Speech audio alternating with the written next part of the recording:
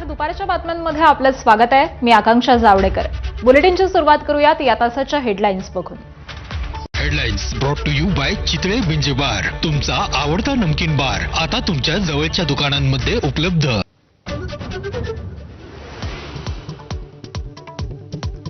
America इराणमध्ये पुन्हा युद्ध पेटलं. अमेरिकेचे इराणच्या 140 लष्करी ठिकाणांवर हल्ले. इराणचंही अमेरिकेच्या हल्ल्यांना जोरदार प्रत्युत्तर. जॉर्डनमधील अमेरिकेचं कमांड युनिट उद्ध्वस्त. युद्ध पुन्हा भडकल्यानं हवाई वाहतुकीवर दुष्परिणाम. कुवेत आणि दोह्याला जाणारी अनेक विमानं परतली. नागपूरहून अमेरिकेला जाणाऱ्या विमान प्रवाशांनाही फटका.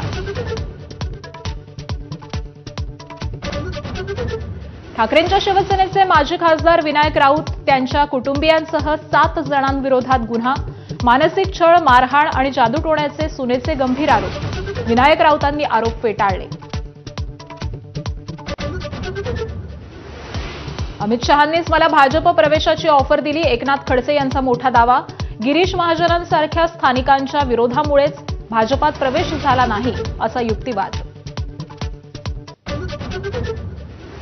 एफडीएचे आयुक्त तुकाराम मुंढेंच्या कारवाईचा धडाका. सांगोल्यात भेसळयुक्त 37,000 लिटर दूध नष्ट. साताऱ्यात कारवाईच्या भीतीनं दूध ओतलं रस्त्यावर. तर मराठवाड्यात दूध संकलनात मोठी घट. मुंबईच्या धरणांमधील पाणीसाठ्यात आवक जवळपास थांबली. कालच्या तुलनेत फक्त 0.01% वाढ. 7ही धरणांमध्ये सध्या सरासरी 49.84% पाणीसाठा. फुटबॉल वर्ल्ड कपचे सेमीफायनलचे 4 संघ ठरले. अर्जेंटिनासमोर इंग्लंडचं तर स्पेनसमोर फ्रान्सचं आव्हान.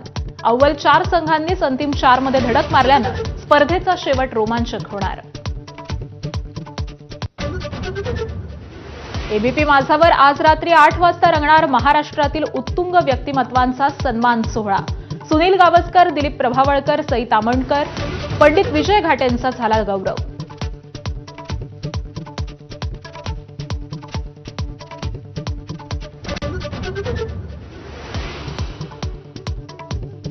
हेडलाईन्स नंतर दुपारच्या बातम्यांमध्ये आपलं स्वागत आहे. आणि एक मोठी बातमी. ठाकरेंच्या शिवसेनेचे माजी खासदार विनायक